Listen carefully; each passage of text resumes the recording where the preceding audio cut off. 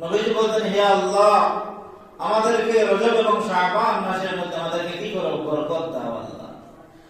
আর এই বরকতটি নিয়ে আল্লাহ আল্লাহ আমাদেরকে রমজান পর্যন্ত আমাদেরকে কি করো, বাঁচিয়ে রাখিও, আমাদেরকে রমজান পর্যন্ত আল্লাহ পৌঁছাইয়া দিও। নবীজি দোয়া করতেন। আর আমরা মাস কোথায় আসে কোথায় যায় আমরা মাসের খবরে নিই না, কিন্তু রাসূল দোয়া করেছিলেন, এই মাস রাসূল বলেছিলেন এই মাস হলো বরকতের মাস। বন্ধুগণ আমার, বরকত শব্দটি ব্যাপক শব্দ। বরকত শব্দটি কি? ব্যাপক শব্দ। আল্লাহ বরকত দান করো, হে আল্লাহ আমার হায়াতের মধ্যে বরকত দে, আমার হায়াত বাড়াই দেও, যাতে করে আমি রমজান পর্যন্ত পেতে পারি।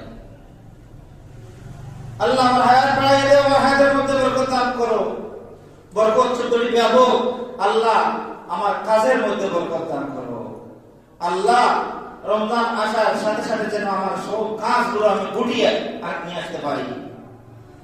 আল্লাহ আমার ব্যবসা বাণিজ্যের মধ্যে বরকত দান করো, দান করো, যাতে করে রমজান মাস নেকির মাস আসা আগে আগে আল্লাহ আমার সব কিছু ছেড়ে দিয়ে একমাত্র তিনি মালিকের নিকটে কি করে, তিনি মালিকের নিকটে দাঁড়িয়ে আমি সারা মাস যেন তোমার গোলামি করতে পারি।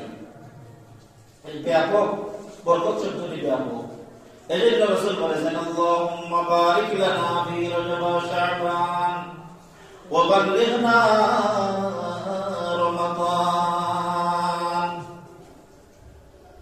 বন্ধুগণ আমার, এই মাসে আপনার আমার পয়গম্বর মুহাম্মদ রাসূলুল্লাহ সাল্লাল্লাহু আলাইহি ওয়াসাল্লাম কি করেছেন?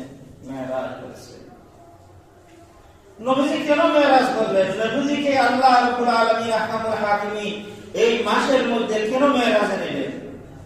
এই মাসের 26 তারিখ দিবাগত রাত, যাকে 27 রজব বলে, আগের রাত আসে বাদে দিন আসে 27 রজব রাত, আল্লাহ রাব্বুল আলামিন আহকামুল হাকিমিন তার হাবিবকে কোথায় নিলেন? মেরাজের মধ্যে নিলেন। কেন নিলেন? কোন কারণে তার হাবিবকে আল্লাহ পাক পরবর্তীকার আলম আহকামুল হাকিমিন 7 আসমান অতিক্রম করিয়া সিদরাতুল মুনতাহা অতিক্রম করিয়া আল্লাহ রাব্বুল আলামিন তার হাবিবকে কেন করে তার পাশে নিলেন? রাসূল করিম সাল্লাল্লাহু আলাইহি ওয়াসাল্লাম কয় বছর বয়সে নবুয়ত পেয়েছেন? 24 বছর বয়সে নবুয়ত পেয়েছেন। নবীজি নবুয়ত পাওয়ার পরে যখন নবী হইয়া তিনি নতুন নবীদের নতুন সনদ পাইয়া তিনি যখন মানুষের নিকটে দাওয়াত দেওয়া শুরু করেছিলেন, অনেক মানুষ তার বিরুদ্ধে গেছে, কিছু মানুষ তার পক্ষে আছে, আর বেশি মানুষ তার বিরুদ্ধে চলে গেছে।